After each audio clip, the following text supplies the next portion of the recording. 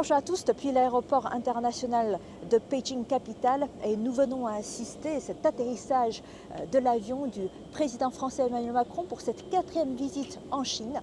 Et cette fois-ci, ce qui est impressionnant, c'est que tout à l'heure, j'ai pu parler avec les journalistes qui étaient avec nous. Ils ont tous exprimé cette attente du public français et cette attente aussi du côté des journalistes du résultat de cette visite de Macron en Chine.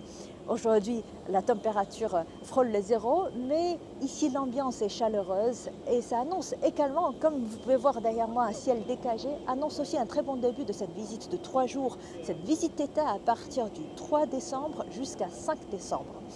Et la Chine et la France étant tous les deux grands pays et aussi pays permanent du Conseil de sécurité au sein des Nations Unies, qui marque d'ailleurs cette année le 80e anniversaire.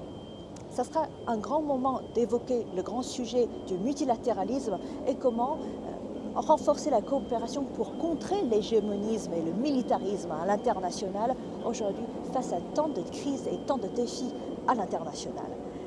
CGTN français resteront attentives à suivre chaque étape de cette visite présidentielle d'Emmanuel Macron en Chine.